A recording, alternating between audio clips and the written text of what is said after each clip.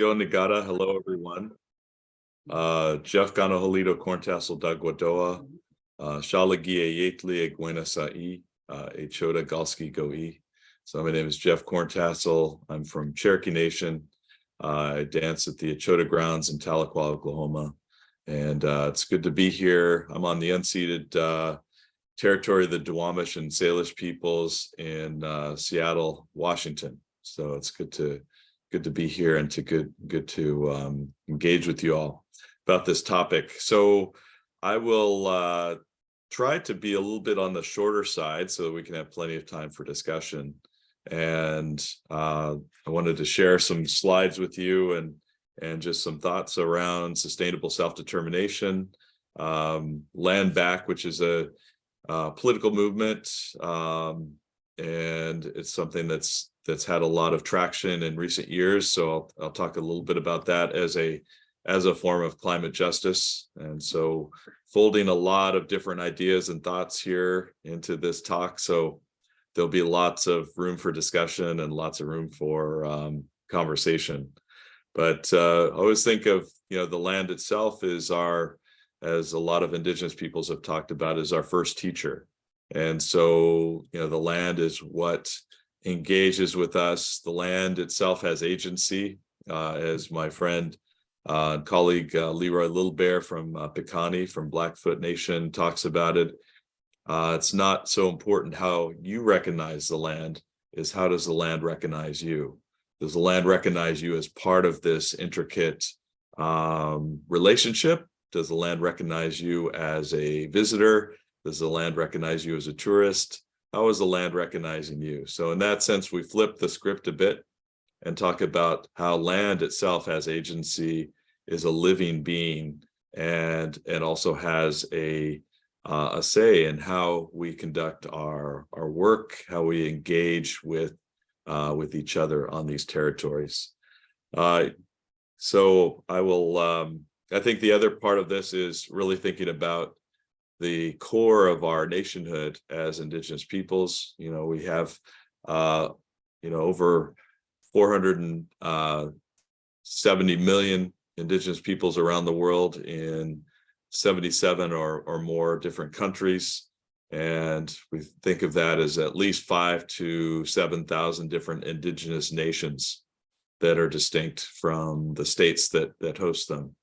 And so the core of our nationhood, the core of our peoplehood, if you will, is the land, but it's really the interrelationships between the land and our languages, our ceremonial practices, and our sacred living histories, our ancestral links to these territories. And so I'll be talking about this with this concept of peoplehood or nationhood in mind. I think the other thing to think about is, that the land itself is the site of our memory. It's the site of our knowledge systems.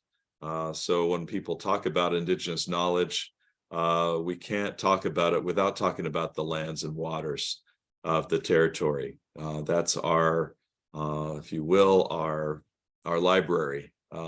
It's our way of engaging. And even amidst this is why I like this picture so much, even amidst urban environments, we still have those connections. We still have those places of intimacy that we engage in, whether it's with growing particular plants or medicines, or particular relationships to trees. All of these relationships are vibrant, often hidden from view, but are part of our intricate knowledge systems. The other thing I want to convey today is the close interrelationship between our lands and our bodies. And in that sense, the health of the land reflects the health of our physical bodies. If the land is polluted, if the land itself is impacted by extractive industries or by other forms of encroachment, then our bodies are also impacted. So we can think of this as the land also having free, prior, and informed consent, just like we would say that our bodies and our people have free, prior, and informed consent in terms of what happens to us, or what happens with us as Indigenous nations. And so these are water walkers that walk on an annual basis in different parts of Turtle Island, otherwise known as Canada and the US, and do annual walks to protect the water and protect the sacredness of water. And we can think about that close interrelationship between the land and body. We'd also think about it in terms of extractive industries and so-called man camps or industrial camps. These camps are often associated with a high degree of assaults and sexual violence against Indigenous women, girls, two-spirit, and queer peoples. So the land and body are interconnected. That is, when there's extractivism on the land, there's also extractivism relating to Indigenous women, girls, two-spirit, and queer peoples. So we have to honor these connections, but also be aware of them in terms of how policies are taking place and how, when we talk about climate justice, what that might look like. The other, premise I want to put forward, or the idea I want to put forward, is that climate problem is a colonial problem. That is, when we talk about climate change, and you've got different pictures here, one of the Australia fires from 2019, 2020, that killed and displaced over 3 billion different animals and animal species. In fact, over 100 animal species are now at risk as a result of the fire. And we can think of the different ways that Indigenous peoples have managed the landscapes and the seascapes over the years. And oftentimes it was through controlled burns. But in this case, with the lack of management, the inability to manage due to settler colonialism and encroachment onto the land, these fires ran rampant and created all sorts of destruction. So we can think of, this is related to climate change, but it's also related to extractivism or colonialism. The picture in your the far right lower section is the spill of the Nathan E. Stewart tugboat that happened in 2016, and 110,000 liters of diesel fuel and other pollutants were basically spilled into a Heiltsuk Nation fish harvesting area and a village site. And so this spill was devastating in and of itself, but the lack of response from not only the owner of the boat, which is US based, but also from the actual government of Canada, was telling, in that it failed to understand that this was an encroachment onto Heiltsuk territory, but is also, as Heiltsuk pointed out in their own report, this is a violation of Heiltsuk law. And so this violation of Heiltsuk law, in a sense, requires us to think about what making amends looks like, and what safety looks like, but also what free, prior, and informed consent looks like. On the far left, you see this is something I saw at an exhibit on food and food safety and food security. We will need 70% more food by 2050, and it just made me think that we actually do have enough food to feed everyone on the planet. But it's, as you all probably know, it's the way it's distributed. It's the policies around food subsidies, around even food waste, that prevent a lot of people from gaining access to food and having food security. And so a lot of this is about regenerating Indigenous food systems that have been in place for thousands of years, but also are part, and I'll talk about that later in the talk, but are an integral part of the health of the environment and the health of the ecosystems in the area. Where I'm at, there's a Garry Oak ecosystem that's been in place for thousands of years, and it's a key part of the health and security of the environment. I put this up just to give a visual picture of how oftentimes our cultural practices are disconnected in policy and even perception from the land. That is, people engage with music, with food, with clothing, but those are just literally the tip of the iceberg. And the attempt of settler colonial policy is to really disrupt our connections, disrupt our intimacies, disrupt ultimately our relationships to these places that we hold dear, but also that are at the core of our worldviews, at the core of our creation stories, at the core of our sacred living histories, at the core of our memories, and I would argue at the core of our knowledge systems.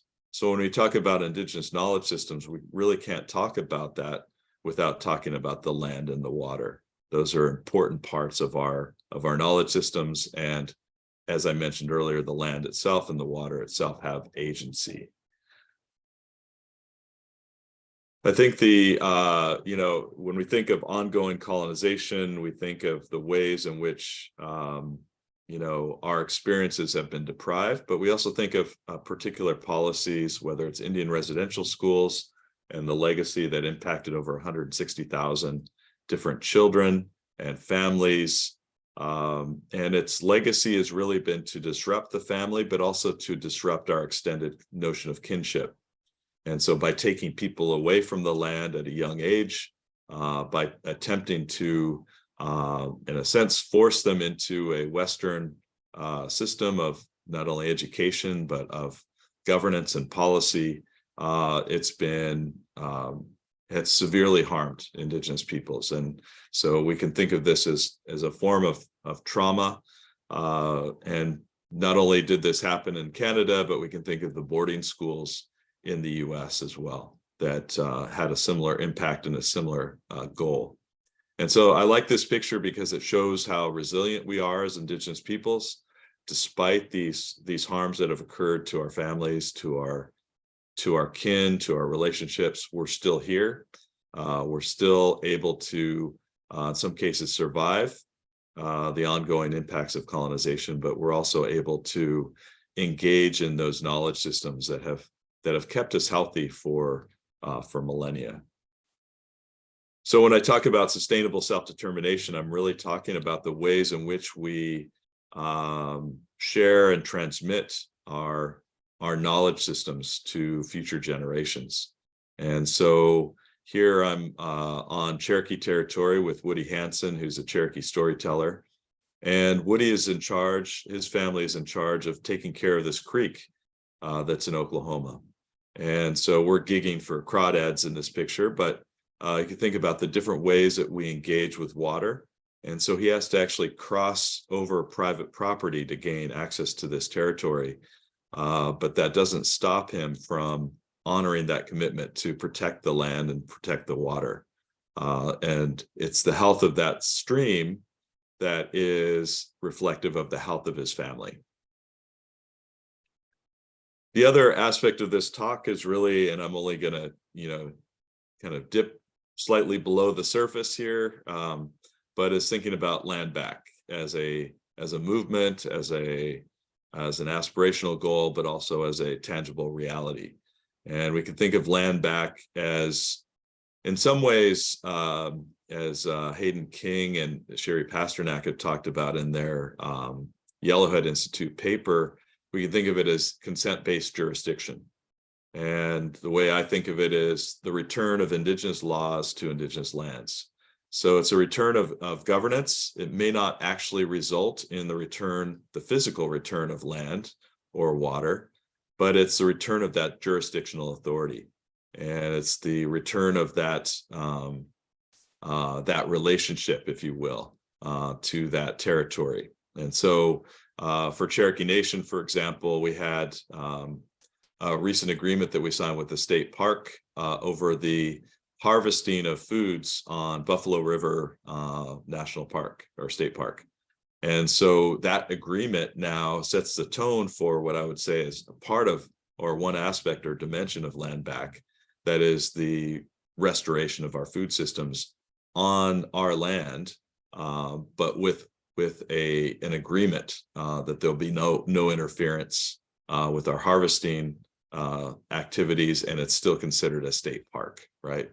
So we can think of different innovations around land back, but most importantly, we can think of different movements, whether it's in Wet'suwet'en, whether it's the Tiny House Warriors in Kamloops, in Secwepemc territory.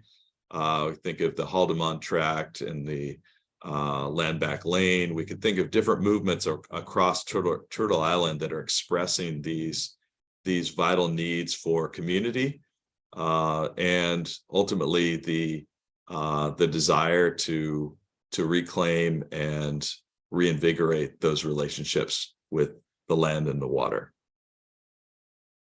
Just as one example, I think of land back as also, and resurgence itself, which I'll talk about in a bit, as a form of refusal. And Audra Simpson has talked really eloquently about the forms of generative refusal that can take place for Indigenous peoples. The refusal to allow, in this case, mining exploration on their land, in this case, New Hulk land. And so they served, in 2021, New Hulk served an eviction notice to a mining company in order to prevent them from going onto their land. And again, this is part of climate justice. This is also part of land back, but it's also, I would argue, part of a sustainable self-determination strategy of protecting those knowledge systems so that they can not only be intact, but they can be shared with future generations so that we can thrive. There's an interesting study in 2021 from the Indigenous Environmental Network and Oil Change called Indigenous Resistance Against Carbon. And I put this up there because it's kind of an interesting study. They basically looked at the last 10 years or so of Indigenous resistance across Turtle Island and found that, and not that surprisingly, but Indigenous resistance actually reduced carbon emissions. So Indigenous resistance is leading the fight against climate change. It's actually, not only is it a form of climate justice, but it's actually, by preventing encroachment of extractive industries onto their lands, it's benefiting the planet. It's a form of planetary health. And so it's an important study. It's one of the first times I've seen it at least kind of quantified in this way. But I think it makes the larger point that land back is all about those relational responsibilities we have to place, but it's also about the health of our lands and the health of our peoples and how intertwined those are. Indigenous resurgence, according to Leanne Simpson, is about being concerned with the reattachment of our minds, bodies, and spirits to the network of relationships and ethical practices that generate grounded normativity. And you think of grounded normativity as really our basis for those relationships to place our land-based governance, if you will. And it's that ethical responsibility to protect, but also honor and nurture those relationships. This is my daughter with a snapping turtle, and we stopped to take that turtle across the road.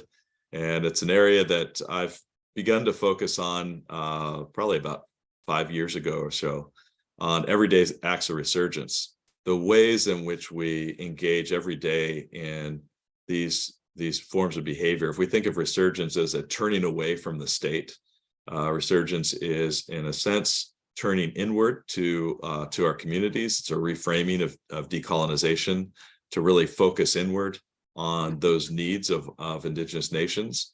And it's those everyday acts that are often setting the tone. Those are the conversations we have around dinner tables. Those are the ceremonies that we engage in. In this case, something seemingly as mundane as picking up a turtle and carrying it across the road is actually a significant act. These are the often unseen and unacknowledged actions that we take on behalf of our nations and our communities. Doxy, or turtle, is an important part of Cherokee culture. The women wear doxy shells, turtle shells, on their ankles for our stomp dances, and they keep the rhythm of our dance. Turtle also is, because the turtle goes on land and water, is something that has carried us through different worlds. So a lot of Cherokees will say that we come from 4 worlds back, and it's the turtle that has carried us. And we could also think of the turtle as significant in other cultural, indigenous cultural stories. Turtle Island gets its name from creation stories from different indigenous nations. So everyday acts are kind of the animating force for our not only resurgence, but also our climate justice and ultimately our sustainability. Just a couple of examples. I'll close out with some of these examples and then we'll open it up. This is from a movie called The Condor and the Eagle, and really reflects an idea of Indigenous internationalism, or new treaties or new agreements that we're signing between Indigenous nations and communities to really promote climate justice, but also to promote new alliances amongst ourselves. So this is the Indigenous Women of the Americas Defenders of Mother Earth Treaty Compact in 2015, signed by Indigenous women across not only Turtle Island, but also Central and South America, with the idea that each year you had a commitment to engaging in some sort of activity that would benefit the earth or benefit your territory. And so the treaty itself is a commitment to change, but so it's almost like the treaty is an impetus for a larger movement of connecting our struggles, but also connecting different strategies for planetary health. The Buffalo Treaty of 2014 is an incredible document. I urge you all to take a look at it as well. And it was signed originally by, I think it was less than 9 or 8 signatories from the Blackfeet nations across the US-Canadian border. And the idea was to sign a treaty with the bison or the buffalo, which are so core to, in a sense, the survival and the future of Blackfeet Nation. And so, this treaty was signed by 8 signatories in 2014. There are now almost 50 signatories to this treaty, and it's reviewed annually and renewed annually through ceremony. And the idea is to protect those buffalo. You're making a commitment to that. States are invited to sign on, but so far it's been only Indigenous nations that have signed on. And so the idea is that Indigenous nations, this is Indigenous-led resurgence, if you will. And Leroy Little Bear is one of the architects of this treaty.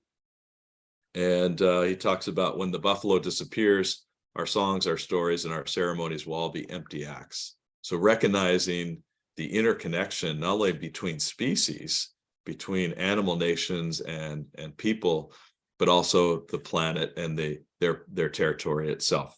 So thinking of the land as in the fullest sense of those knowledge systems that we hold so dear. Another treaty that's been that was signed, I guess it's going on 10 years now, but the Haida and Heltzig Treaty, peace treaty, was signed really to protect herring and the relationship to herring. And so these two nations had been at odds for over 150 years or so. They signed this treaty amidst a potlatch or a ceremony, and it was to really protect the herring, which they had a common goal of protecting. And so we think of these new arrangements or these new treaties as being signed between and for Indigenous nations, but it's also for the planet itself and for the lands and waters.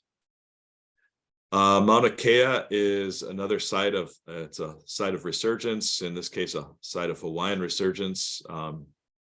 There's a desire to put a 30-meter telescope on top of Maunakea A.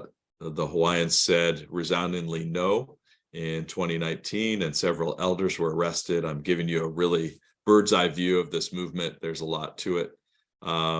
And so led to one of the largest Hawaiian movements in probably the last 100 years.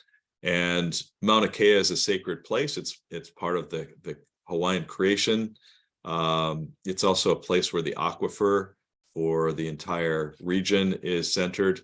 And the fear was that basically a 20-story telescope would disrupt that place of prayer, but it would also disrupt the aquifer.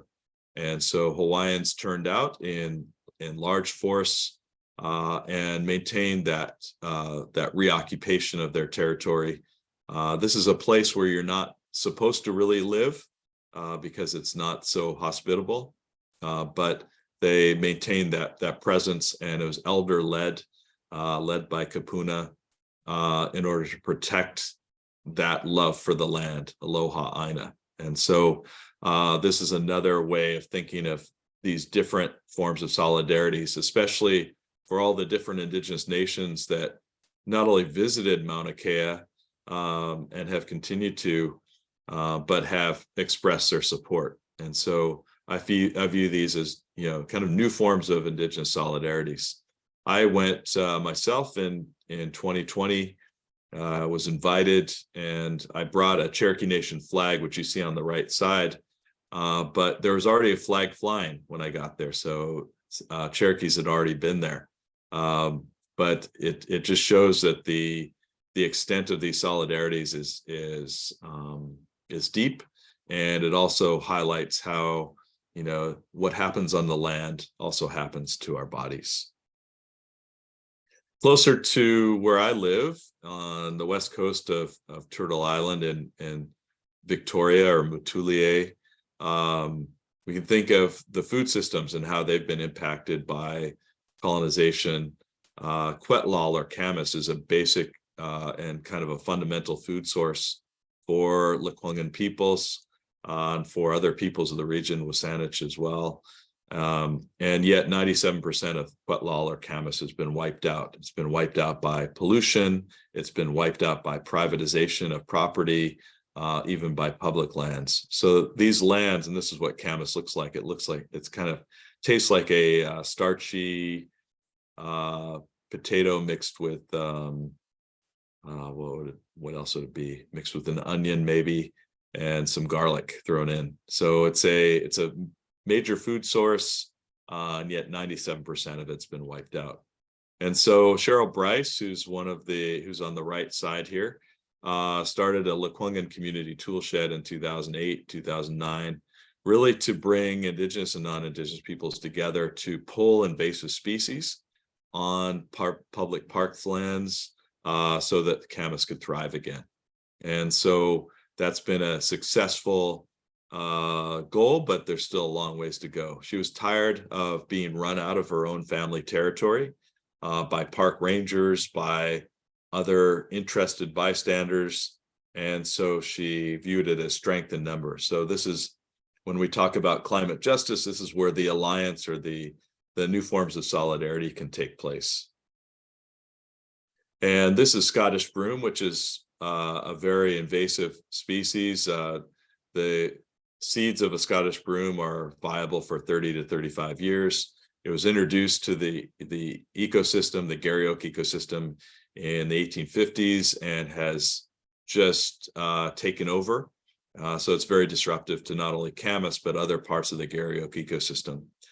This is our way of regifting the Scottish broom back to the Queen in this case, taking these invasive species and returning them to the sender, returning them to the colonizer. Other strategies that have taken place that are of note, and by no means is this exhaustive, you think of community-led climate change strategies in Inuit territory and having their own national climate change strategy, which addresses food, which addresses climate change on the land, which addresses that sustainable practice that they've engaged in for millennia. And so we can think of Indigenous peoples as the first responders to climate change, especially in the North, and feeling those impacts directly of not only warming of temperatures and the thinning of sea ice, but also the impacts on their food systems and on their overall health and well-being. This was a summit that I went to in 2018, and the pandemic did a number on our ability to organize for a follow-up, but we're gonna have another follow-up at some point in the near future on a Hausut territory on the West Coast here. But we called it Red Tide Climate Action Summit, and Ora Barlow and others were the main organizers. And so Maori people hosted us on their territory and really focused locally on what are some of the, this is the Marae, the Te Kaha Marae in Aotearoa, and really focus locally on what are some solutions, what are some forms of climate justice we can engage in every day, and invited folks like myself and other activists and scholars to speak about not only the impacts of climate change, but some strategies that we can undertake together. And so these are the kinds of grassroots movements that I think are important for having these conversations, these critical conversations, and engaging in ways that maybe don't look like conferences or scholarly events, but these are community-led and community-driven events. And then creating spaces or new spaces for resurgence. I like this quote from Michael Elliott, where spaces of resurgence are basically Indigenous-led. And so thinking about settlers as guests, if they're to remain welcome as guests, settlers are under the requirement to adapt their behavior to meet with conditions of hospitality that they have no say in determining. And so this is Indigenous-led resurgence. This is, in a sense, land back linked in here in terms of what will solidarity look like for different people, and how can we engage in these strategies together so that we can confront a common struggle, or engage in a common struggle around extractivism and its impacts on the environment. And then finally, I'll close with this: Awakening Memory. This is a crest, a family crest in Kwakwaka'wakw territory. Marianne Nicolson painted this on the side of a cliff to remind people that they're on Indigenous territory, but also to remind other Kwakwaka'wakw people that this is our living history. And so putting that family crest on there highlights the self-determining authority of Indigenous peoples, but it also highlights the need to remember and how the land helps us remember things. And so we're remembering not just for our current health and well-being, but we're remembering so that future generations will thrive. So I'll close there and open it up for questions.